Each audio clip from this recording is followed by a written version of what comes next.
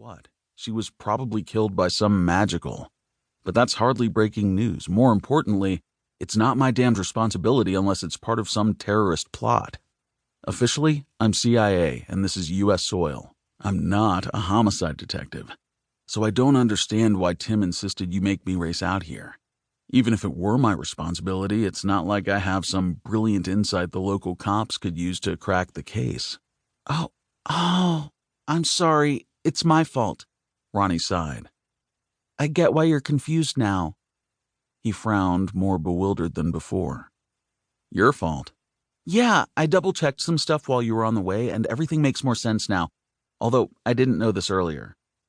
He tried to keep his voice calm and reminded himself that she wouldn't deliberately mess with him.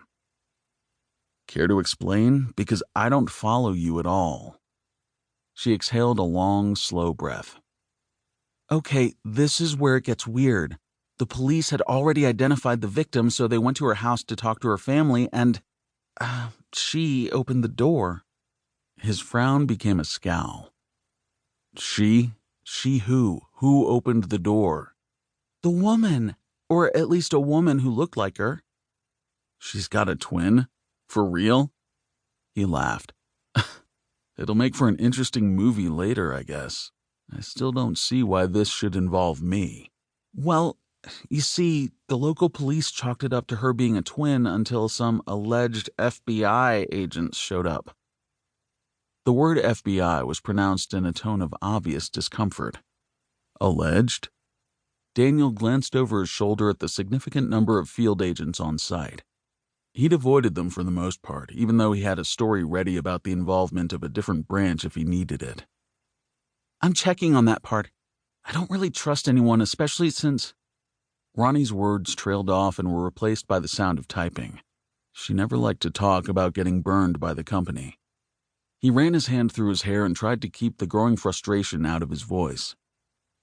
What's wrong with the FBI investigating a murder? Unlike the CIA, that's what they're supposed to do. Why would that be suspicious?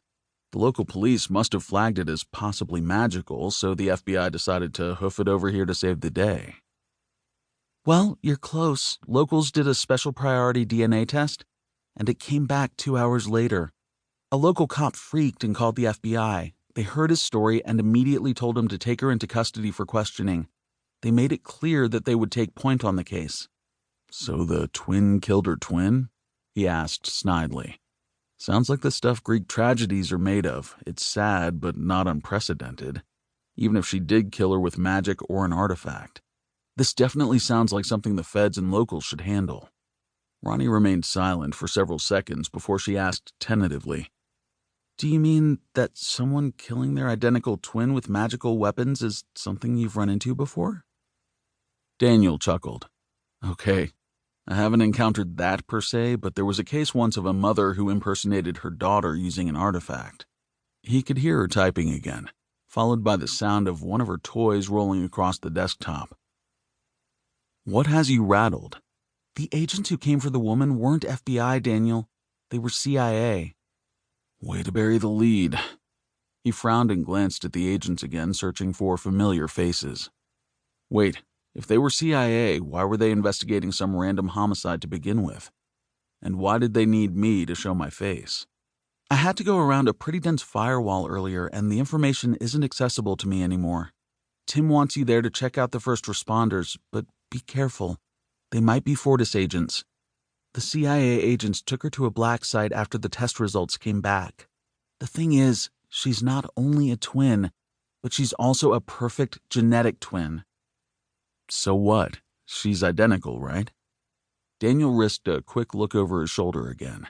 He frowned at the FBI team and wondered if any of them were CIA agents in disguise. It doesn't work like that, Ronnie replied.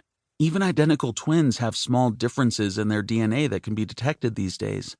The woman at the house, though, had no differences. She was an exact match. A perfect copy. She sighed, the sound followed by more toy rolling. And that's not the weirdest thing about the whole situation. He laughed. There's more? This is downright bizarre, and I finally see why I was called out. I think I know where this is going. She gasped, and her voice dropped to a whisper.